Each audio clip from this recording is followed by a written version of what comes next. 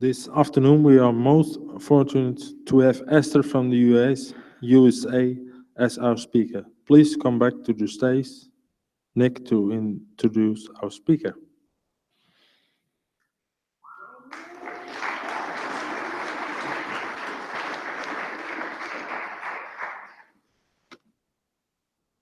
Hi everyone, my name's Nick T. I'm an addict.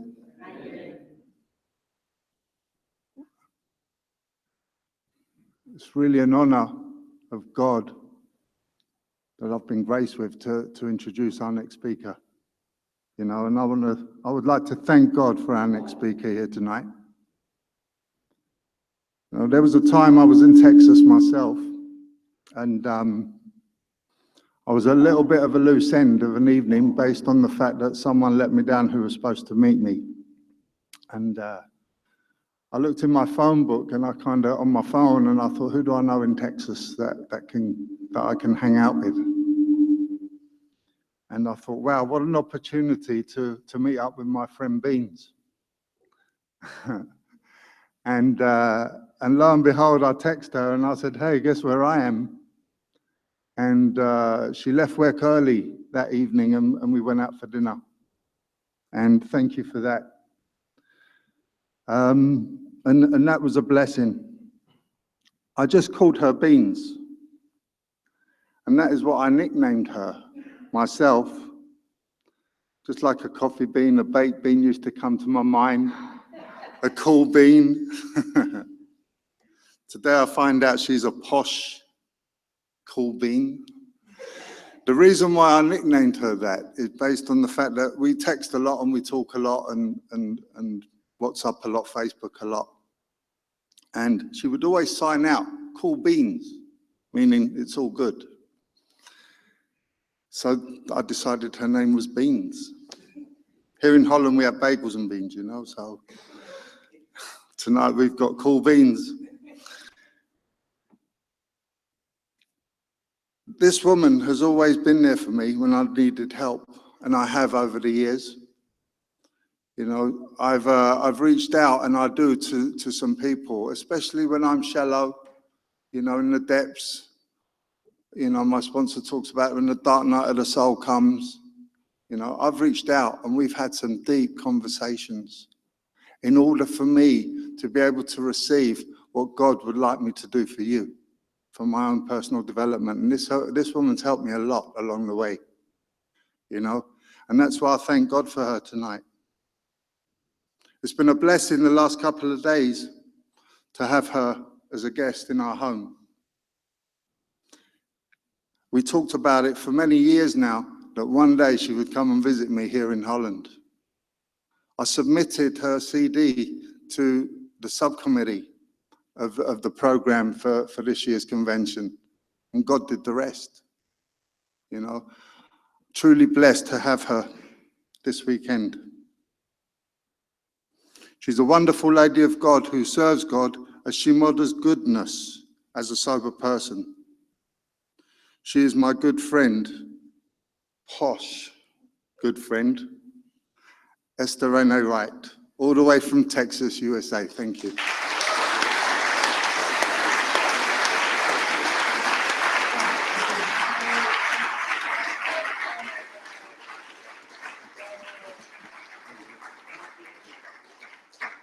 Whew, you're trying to make me cry early. Ain't that some shit? Oh, I'm sorry. I'll try not, y'all, I'm gonna try not to cuss, okay? But my name is Renee, and my name is Esther Renee, and I am an addict. Well, hi. My sobriety date is March the 3rd, 1988. And for that, I am truly, truly grateful. I didn't come here to stay 29 years. I actually came so that you could teach me how to drink and I don't know how you're gonna teach me how to smoke cocaine correctly, because there just ain't no damn way. But I really wanted to stop doing cocaine, and that was the main reason I showed up in the rooms. No, that is not true. But once I got here, and I'll tell you about that, my reason for coming was so that I could stop doing cocaine. But I thought that I would, be able to drink Spumante and cognac for the rest of my life. And someone said to me, no, we practice abstinence. And I was like, why in the hell would anybody want to do that? So let me back up. I'm from a small town in Texas, and you probably don't know anything about Texas, but there's a place called Beaumont, Texas. And there is absolutely nothing about my childhood that I think back to that brings me joy. Absolutely nothing. And when I think back, I grew up in a home where initially it was just myself, my mom and my dad. And then my mom had a little girl, and she was my sister, who I was not really happy about her showing up on the scene. And so I noticed real quickly that there was just a lot more attention being given to her. And so I started isolating real early in my life. And so I was riding a bicycle out in our neighborhood, and I saw my mom's brother, my uncle, his ex-wife, who was angry at my family for some reason. And so she called me over, and I went over to her, and she said, you do know that man that lives in your house is not your father. And I was like, what? She said, he's not your dad. Your dad lives in California somewhere. And I was like, whatever. So I rode home, confident that she was lying. And I ran in the house and I said, Mom, I saw Sue Gal, that was her name, and she said that Dad was not my dad. And I remember this like it was yesterday. I looked at her, and she looked at me in my face, and she said, I'm sorry, but yes, it's true. And immediately, I felt different. I felt different. Everything that I believed, everything that I knew, everything that I had been told, every piece of my life felt like a lie. And that is where I began to try and figure out, how do I fit into this family? Because now I don't, in my mind. In my mind, I no longer fit into this family, and I need to figure out, how can I make me a part of these three people who are this family? And so I learned how to start people pleasing and trying to make you like me. And so I asked my stepfather if he would adopt me, and he said no. And so I even tried to change my own name to their last name. Everybody's last name was Evans, and my last name was Wright. And I never really saw the difference until I was told that they were not my family, or that he was not my dad. And so I tried to change my last name without it legally being done. And of course, I got in trouble for that. And I started writing my name, their last name, because I didn't feel a part of. And so after that, my mom started sending me to my grandparents' house every weekend. And so I didn't stay at home with my mom, my dad, and my sister.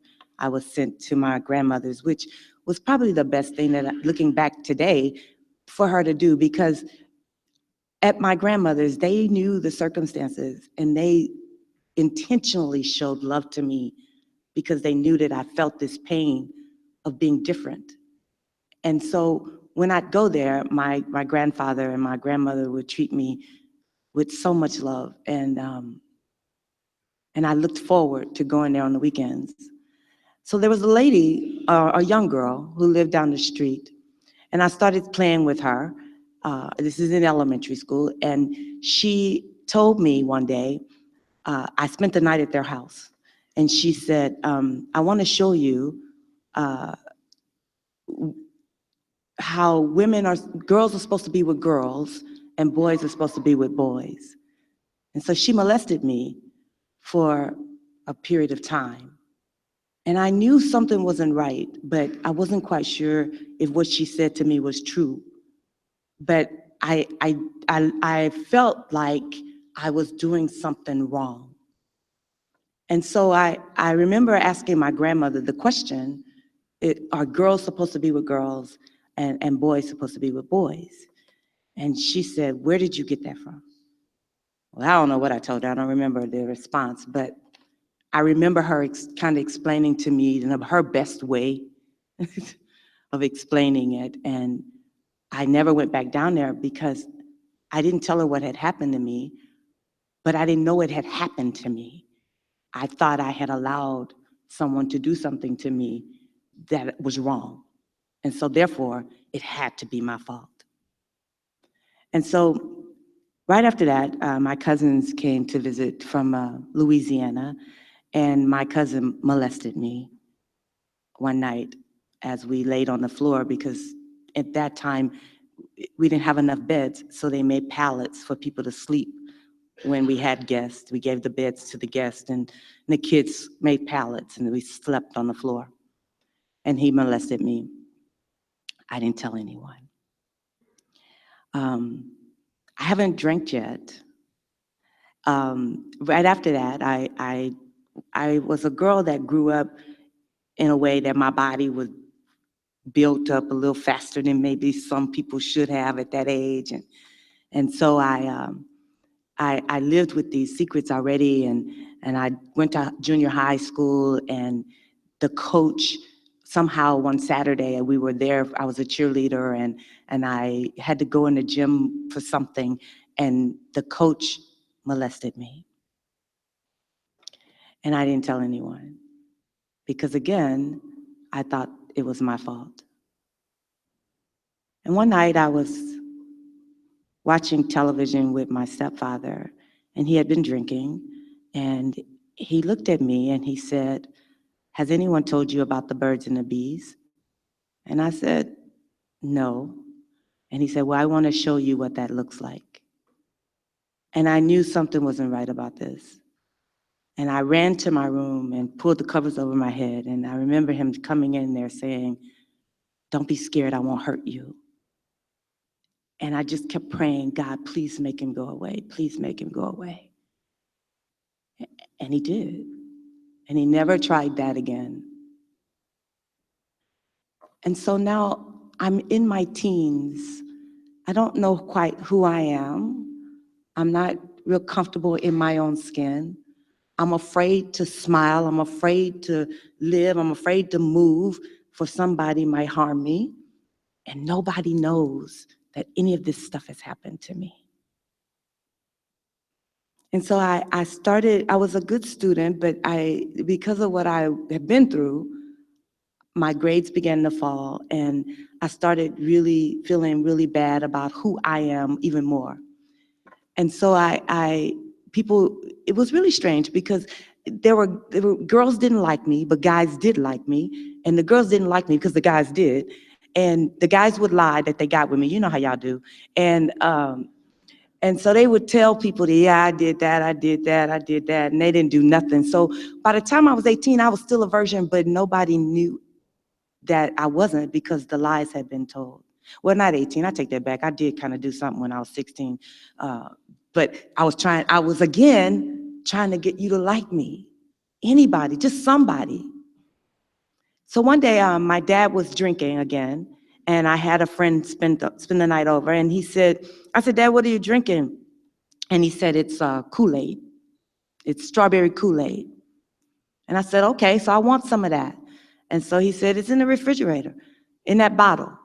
So I went to the refrigerator, and there was, I think I was like 13, 14, there was some MD 2020 red in a bottle, and we drank it. And we made more red Kool-Aid, strawberry Kool-Aid, and filled it back up because we thought it was Kool-Aid. Well, I experienced my first blackout at the age of 13, drinking MD 2020. Y'all know what that is? You sure? Okay, just checking. So, so yeah, my first drink was Mad Dog 2020, and I was drunk as shit. And I remember feeling that warmth, that thing that says, you good, you pretty, you're all that. Because at that point, neither was I pretty, neither was I good, or was I anything that was worth having? But when I had that drink, everything became what I wanted it to be. And so from that point on, and my mom then would have card parties, and they'd get drunk, and by that time I can sneak in and steal drinks and things like that. And I would steal my dad's weed because he smoked marijuana.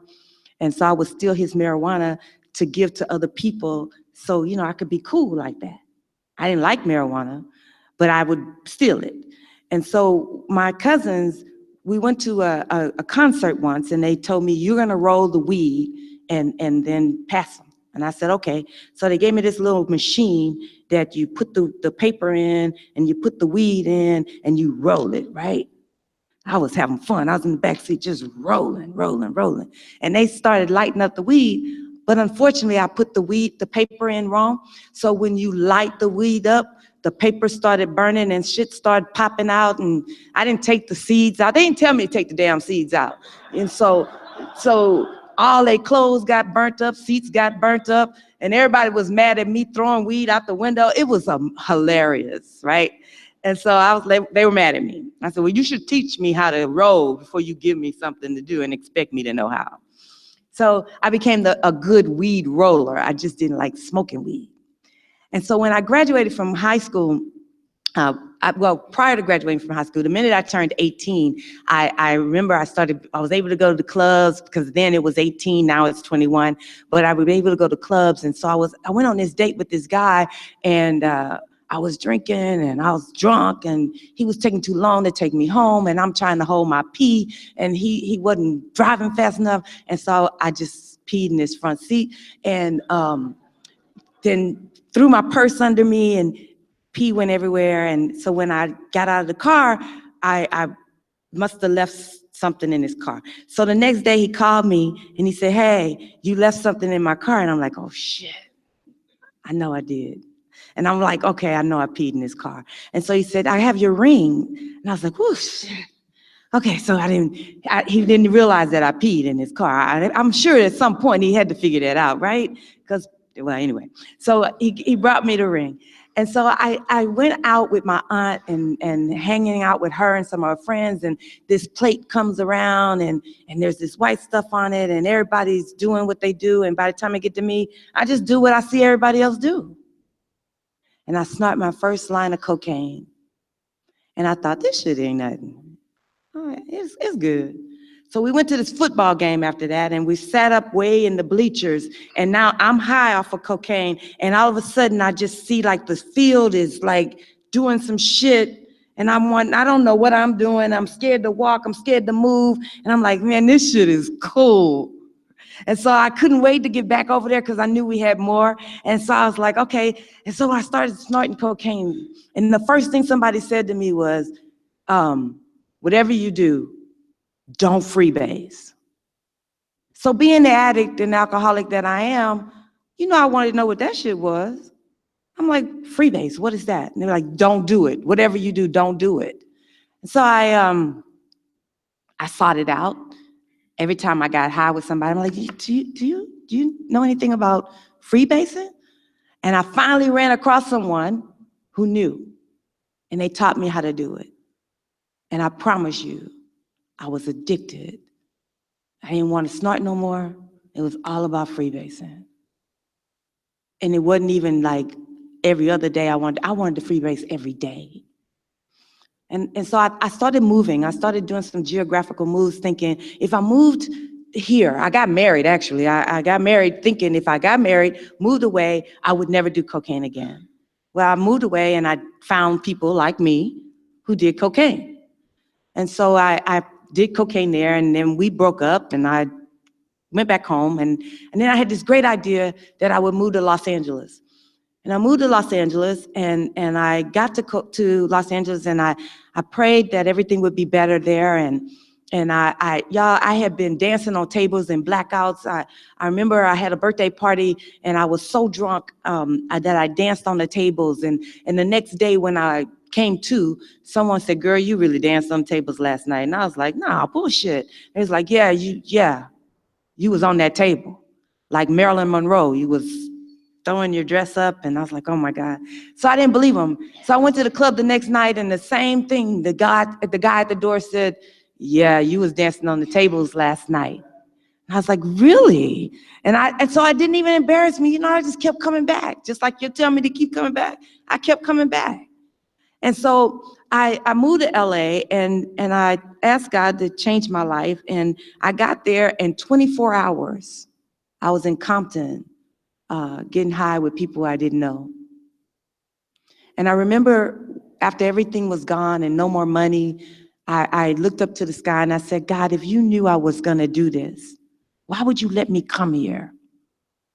And so my progression in dope, getting high, got worse. And so I remember I got a job at this law firm and I met this girl and she looked like she was somebody like me.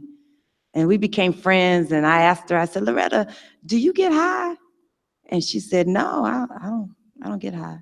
And I thought to myself, well, I wouldn't tell the truth either. I mean, who am I to ask somebody, do they get high on the job, And so finally, 2 weeks later, she came back to me and she said, you remember when you asked me did I get high? And I said, yeah. And I thought she's getting ready to tell me now, right? And she said, well, I go to meetings. I go to this meeting called Cocaine Anonymous, and I'd like to invite you to a meeting. And I said, girl, please, I don't need that. You need to keep going to your meetings and I'm gonna be fine. And so she gave me her phone number and she said, call me if you feel like you wanna go. So every night I would get high and who would I call? Loretta. And I'd call Loretta. And finally one night she said to me, look, don't call me no more.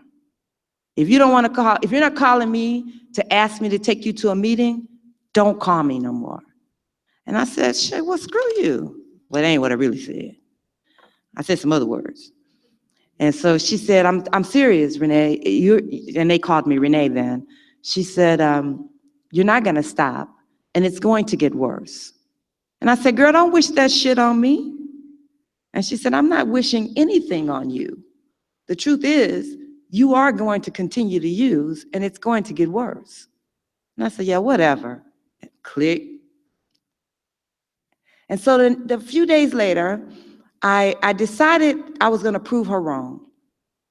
And it was payday, and I said, I am not going to use today. All day I was like, I'm not gonna use today. An hour later, well, I could just do maybe one. Then an hour later, no, I'm not using today. An hour later, one. So by the time I get off, I was not using. So I get to my car, put my hand on the door, and I say, you could do just one. So I get in the car, and it's like my car was on autopilot. And it took me straight to the dope house. And I get just one.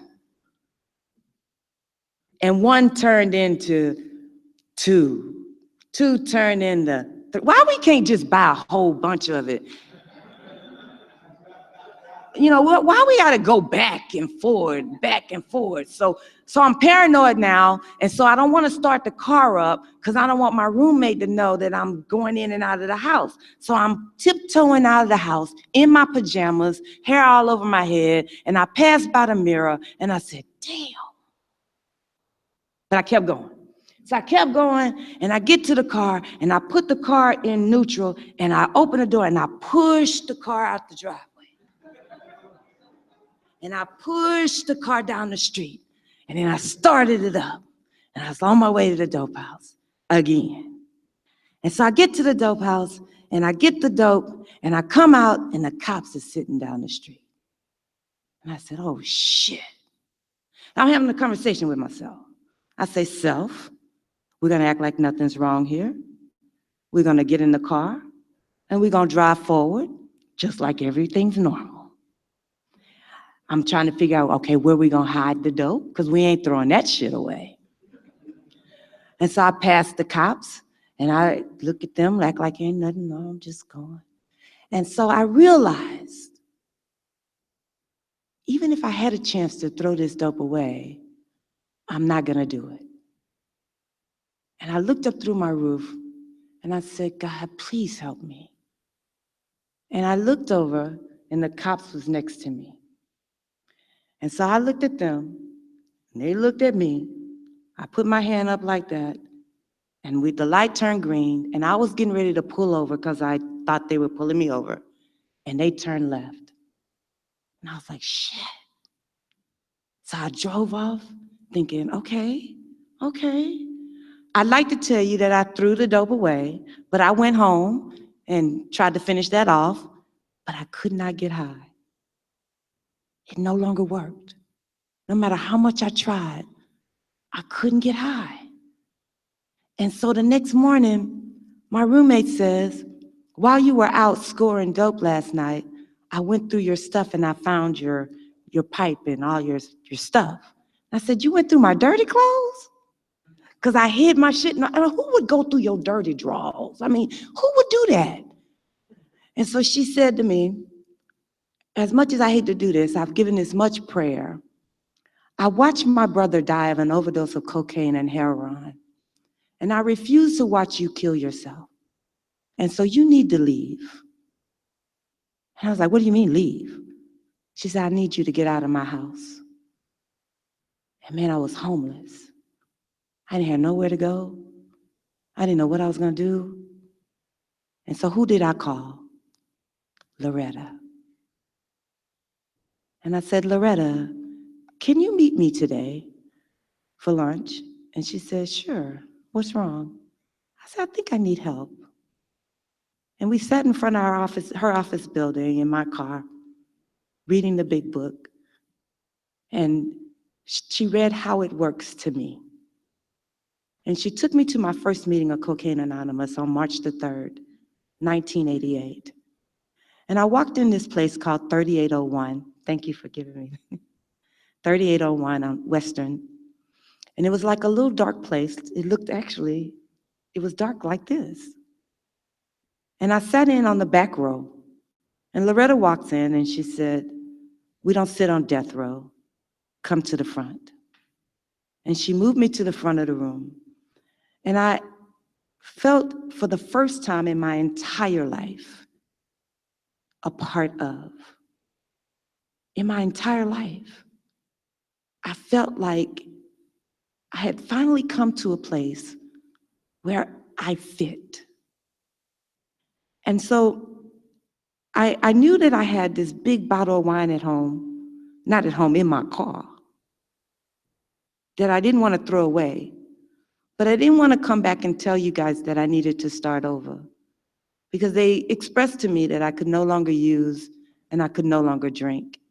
And I didn't understand, but I'm a people pleaser and I want to fit in. So I did everything I could to make you happy.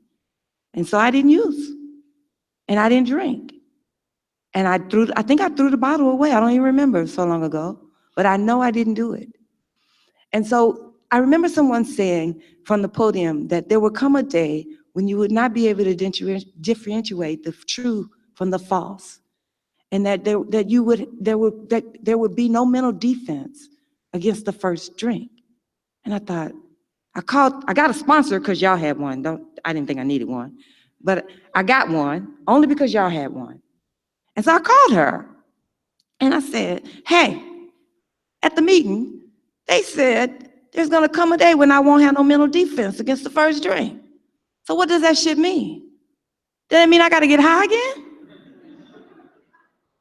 And so she said, read the rest of the damn chapter. And then you'll know what that shit means. So I got a big book, because y'all got one. And I said, okay, so tell me where that is. She said, find it. I was like, damn. So I had to read the book to find that, which was such a blessing, right? So I found it, and it said that I need to have a spiritual condition, that I had to have a spiritual, I can't think of the words right now, but it was based on my spirituality, whether or not I was gonna drink or not. And so I didn't believe in God when I got here. I thought God was done with me. And I thought, well, damn, I'm in trouble. Because I'm going to drink because God's not going to keep me sober. Because spirituality to me meant religion. Spirituality meant something connected to this God that I knew would not have anything to do with me. And so I told her, I said, well, I think I might get drunk again. I might get high again. And she said, why? And I said, because God doesn't like me. And so she said, I want you to write everything you think you know about God. What does your God look like to you? And man, I did that. And it, you know, by the time we got through talking about it, this God became this loving God that I still didn't really believe. But what was so paramount about that is, she said, I know you still don't believe, but what you can do is believe that I believe. And you can use my God until you can get your own. And I was like, okay, all right, your God might like me. So I started using her God. She said, as long as you don't use a light bulb or a doorknob, you good. And so I started using her God. So let me back up for 1 second. We did step one. And if I don't know if you know Betty T, but Betty T was my sponsor. And Betty, we did step one, and I worked step one. I only knew what the first half of the step meant. And I was refusing to tell anyone that I didn't understand that, the second half. So I knew I was powerless over drugs and alcohol. I knew that. And so the unmanageability, I really thought that was about my checkbook. So I didn't tell nobody. So I just kind of went with it. So I was standing at a meeting one night, and the girl said, your license tags on your car has been expired for 10 months. And I said, yeah, I know. And she said, damn, your life is unmanageable. And I said, oh, that's what that means. And she said, Renee, here's the deal. If you don't know, there's the only stupid question is the one that goes unasked. If you don't understand something, you need to tell someone you don't know what that means. Because otherwise you get half of what you came in here for. And so I felt better about the first step, because now I realized it wasn't about my checkbook, because I ain't have no money. So I didn't think I needed to know about unmanageability. But it was more about how my actions and how I did things, how I saw things, how I handled things. And so I told Betty, I said, Betty, I got step one now, but I don't need step two. And she said, really? I said, yeah, I don't need that step. And she said, why? I said, because I'm not insane. I don't need to be restored to sanity. I'm good. And her exact words to me was, okay, bitch, I'll see your ass when you get back. And so I wasn't surprised that she called me a bitch. That didn't surprise me. I had been called that so much that it became my name. But what did surprise me was, where did she think I was going? Because I wasn't leaving you good people. I loved y'all. And she told me, if you don't get in touch with your insanity, you will relapse. Because if you don't understand that it's insane, you'll think it's normal to do the shit you did. She said, now, do you think it was normal when your ass was laying down, face down in the grass of your front yard because you couldn't make it to the porch? That shit ain't normal. She said, do you think it was normal when you couldn't make it home, so you pulled over in somebody's front yard and pissed and got back in your car and then went on home? That ain't normal. So she said, did you think it was normal when you got locked in a dope house for 3 weeks? 3 days, died 3 times, and they left your ass in a hotel room to be dead, and then you woke up to being raped? That ain't normal.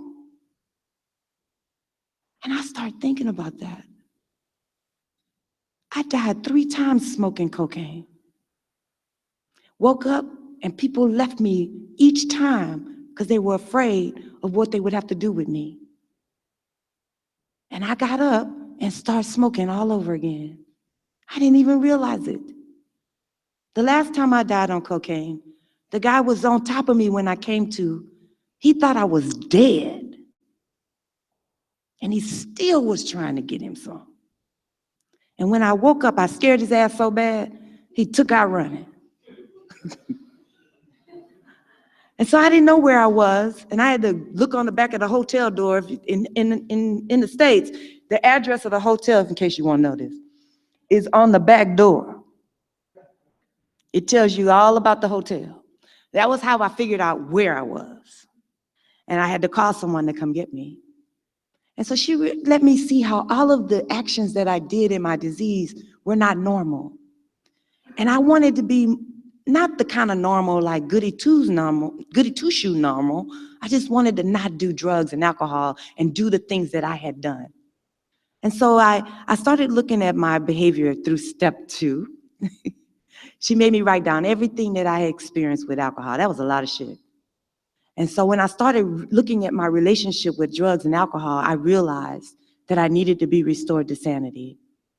And then when I got to step 3, it was like a bit of relief, because I felt like at this point, if there really was a God and he really was protecting me, as I saw through the second step that he had, then he would be willing to take care of me, and I didn't have to worry so much about it, because now I can turn my will and my life over and to his care and not have to be so concerned. And so y'all, as I worked the steps, I got better.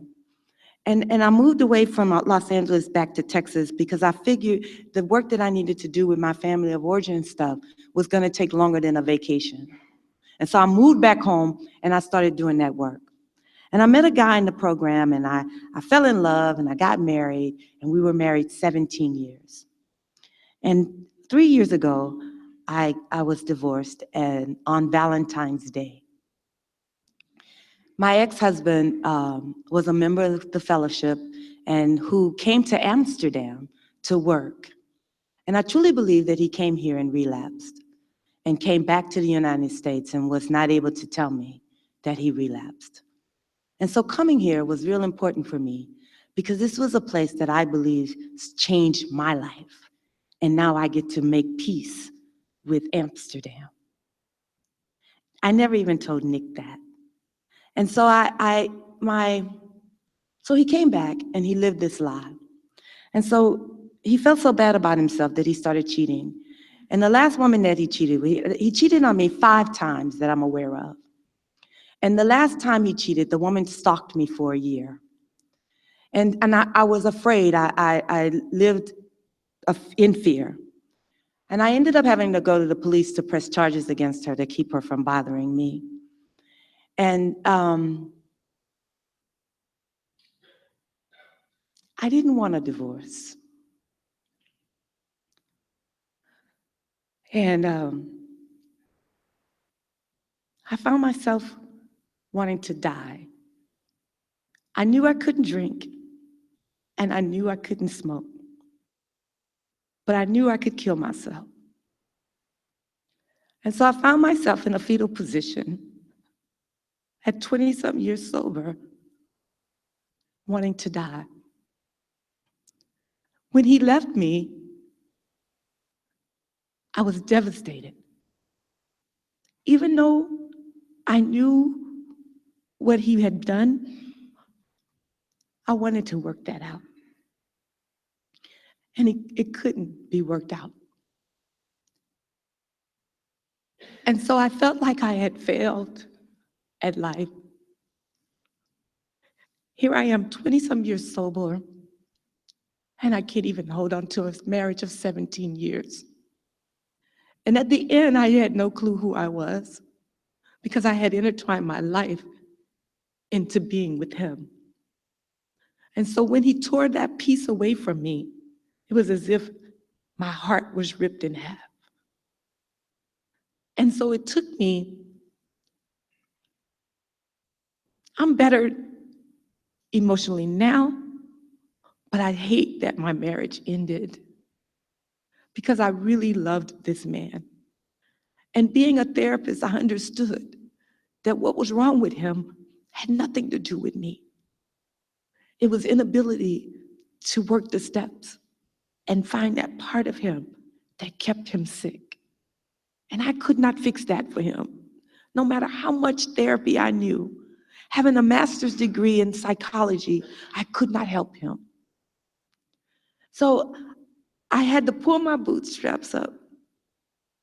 And Betty T had died around the same time. My sponsor died. My marriage died. I felt like I was dying. My dad was in ICU for 3 months. The stepfather that wouldn't adopt me, but we became so close, waiting on a heart transplant that never showed up. And he died. So all of this death in the last 3 years is what I've been dealing with. And so I want you to know that recovery has been amazing in my life. Even with this stuff, I was able to get my bachelor's degree in the fellowship. I was able to get my master's degree in the fellowship. I was able to sit for an exam to get a license as a therapist.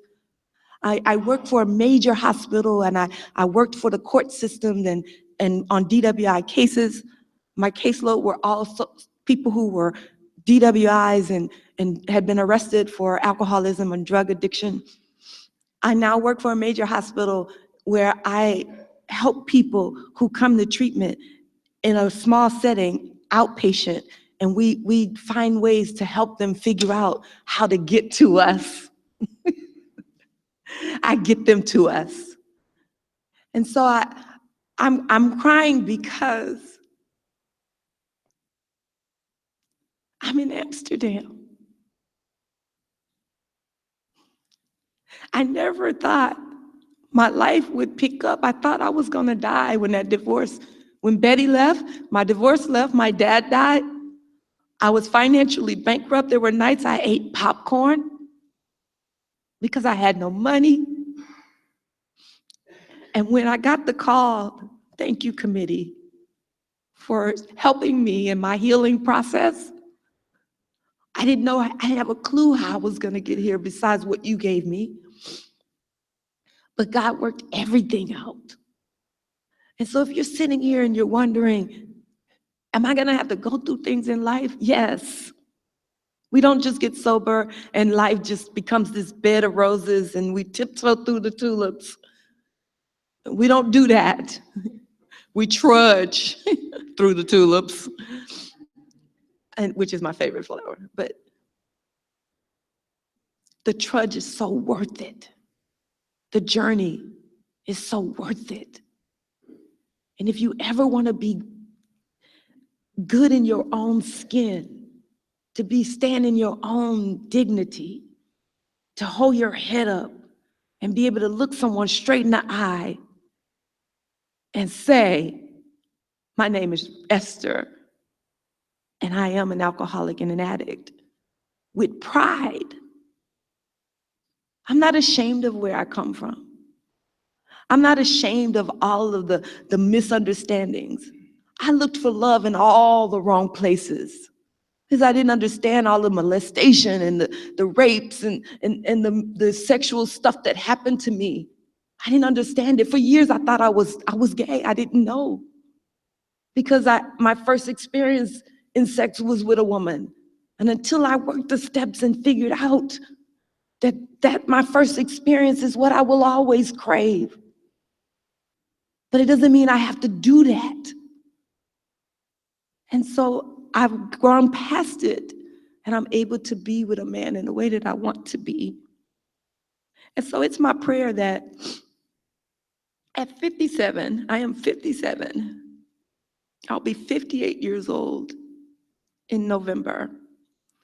And my prayer has been that God would bless me with a mate who will love me just the way I am. And that he would give me the opportunity to be global in carrying the message of Cocaine Anonymous. And I thank you for allowing that prayer to be answered. I am in Amsterdam, globally sharing the message of Cocaine Anonymous. And so if you're new and you're wondering if this can work for you, trust me. If it worked for this little Black girl, I know it will work for you. All you have to do is to be honest, to be open-minded, and to be willing. If you do the how of this fellowship, you will come out with victory on the other end. Now, it might not feel good like ice cream, but I promise you, when you can hold your head up and walk through life without harming yourself or another individual, it is so worth the pain. Thank you so much for allowing me to share.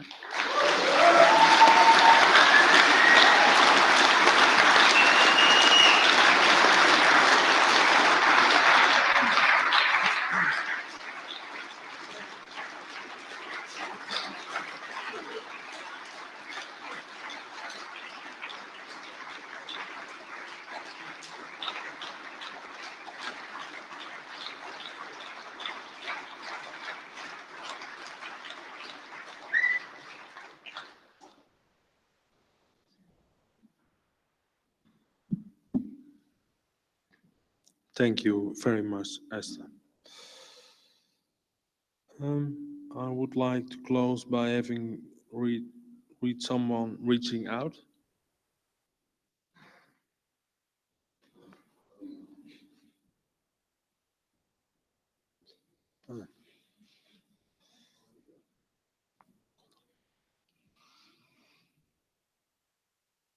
Someone is reading.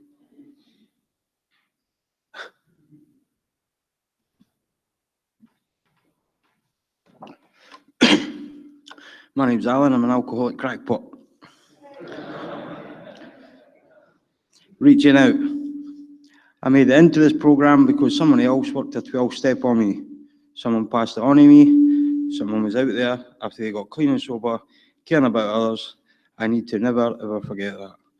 Had they simply gone on with their lives and forgotten about people like me, who were still out there using and suffering, I wouldn't be here today.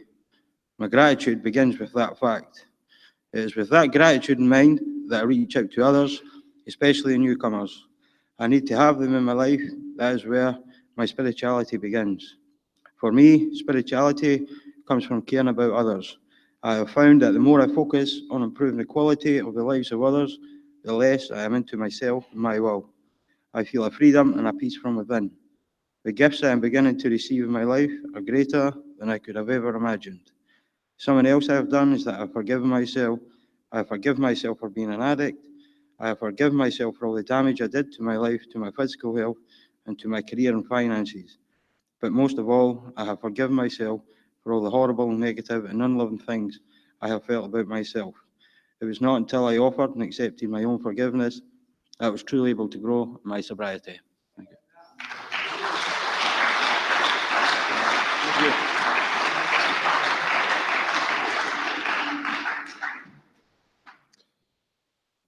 And will someone read the promises?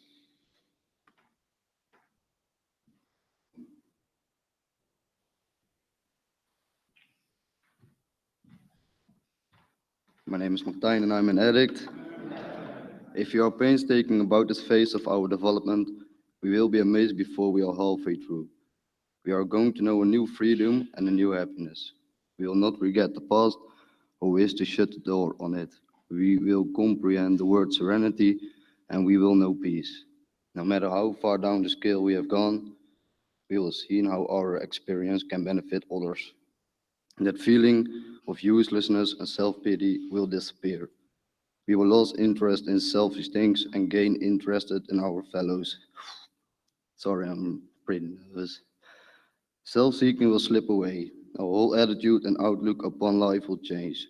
Fear of people and of economic insecurity will leave us.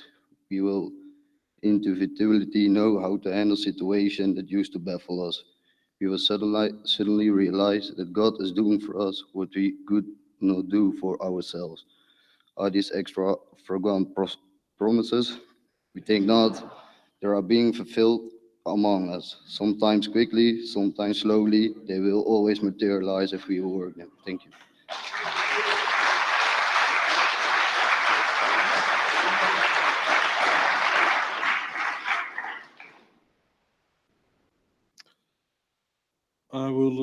I would like a moment of silence for the addict who still suffers.